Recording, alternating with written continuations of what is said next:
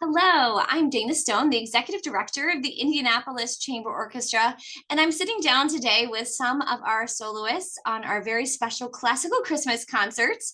And first up, we have our soprano, Mary Martin. Mary, if you could take a few minutes just to introduce yourselves to our audiences, that would be wonderful. Sure. Hello, everybody. I'm so excited to be singing with the ICO for the first time this Christmas season. I am from Michigan, a suburb of Detroit called Plymouth.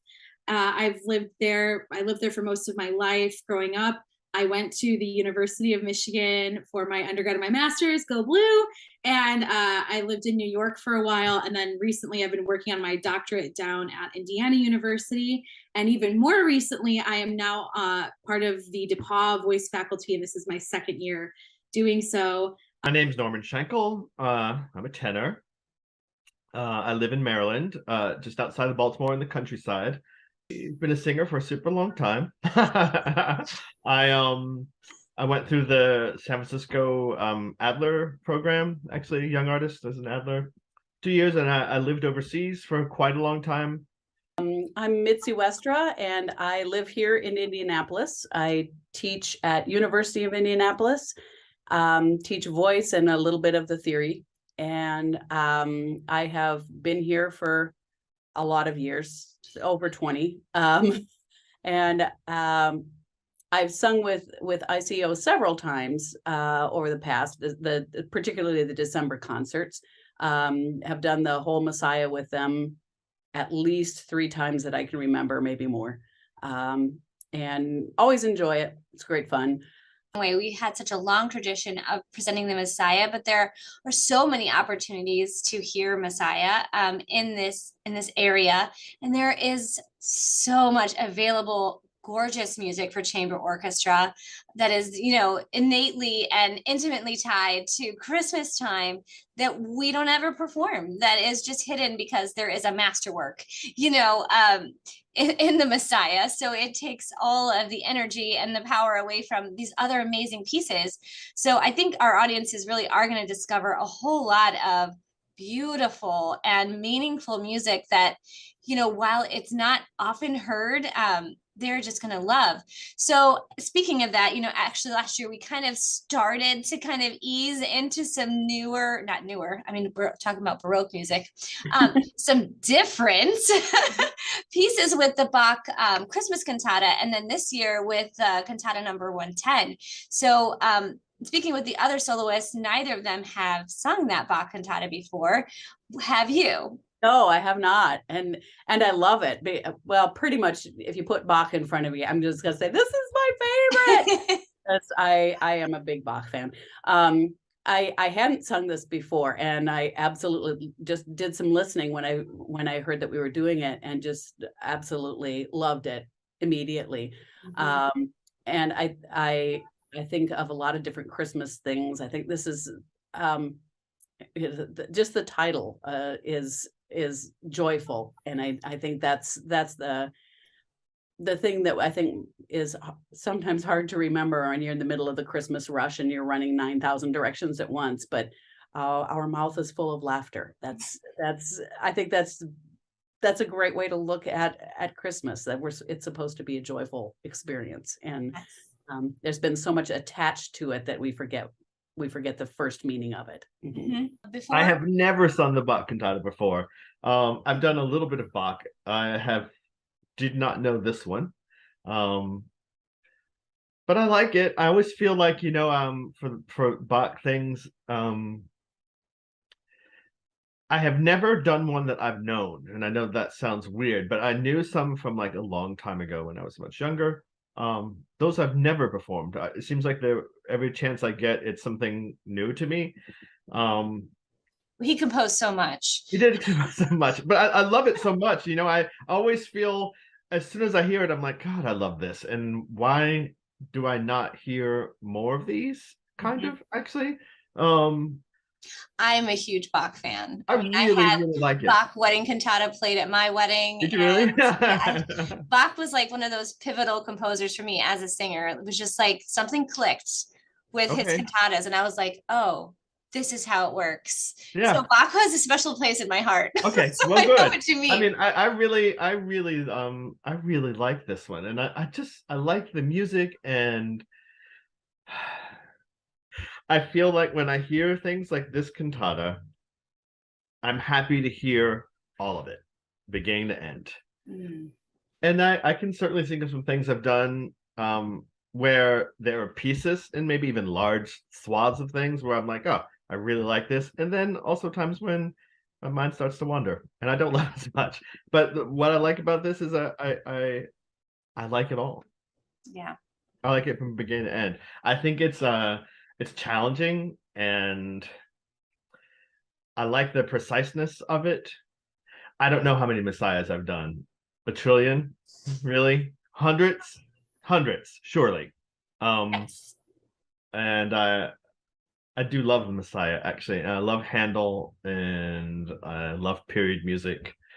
I personally love singing exactly what we're doing, which is most of part one around Christmas time. That's been my experience mostly. But if you've only ever heard the Messiah around Easter, come especially to hear it and see what it tells you about this season that we're in. You got to have a mix. And Mhm. as far as Messiah goes, I mean, Messiah, particularly at Christmas time. I mean, I don't know, maybe because it's been such a huge part of my life that I hear Messiah at any time of year, and all I think about is Christmas time. Even though it's not really, Holy exclusively Christmas piece, I hear Messiah, and I think Christmas. I've sung the Handel Messiah many, many times. I absolutely adore the piece. It gets me in the Christmas spirit. And this is actually my first time singing the Bach Cantata, but I'm absolutely thrilled, and it's a gorgeous piece. Wonderful. And you and I spoke offline just a few minutes ago. I'm also a DePaul lover, a DePaul alum from a little while back. And of course, DePaul has amazing music facilities and a wonderful faculty. And so what's your experience been like at the university in our little green castle? I adore Little Green Castle. DePaul is just a beautiful place to be. It's a beautiful place to be making music and singing. The students here are absolutely wonderful. Several of them are singing in the chorus, which is really exciting to get to collaborate with my own students. I don't get the opportunity to do that very often. And Eric Schmidt, who is the chorus master, is the one who sort of connected me to the ICO. So I'm really grateful to him as well. And the faculty, we all get along really beautifully. It's a very collaborative environment. The facilities are gorgeous. If you haven't been to Green Castle in a minute, I encourage you to take the trip over and check us out for a concert or a show of some kind. And we'd love to have you. And it's a great place to be, Green Castle.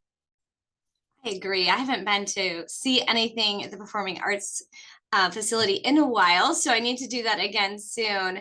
And you mentioned Eric. Yeah, we are so fortunate to have had him last year as our chorus master, which unfortunately, for those of you that recall, we lost our chorus last minute due to COVID complications. But this year we are feeling very confident that things are moving in the right direction.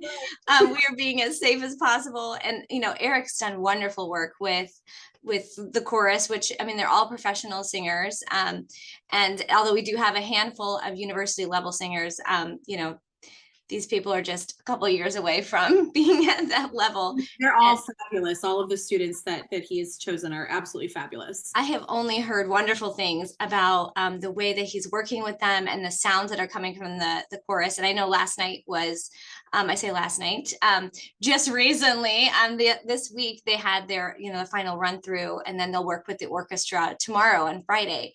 So we're excited about, everything kind of coming together. We've been dreaming of this big choral orchestral moment for it seems like forever. So it's great to have that time again.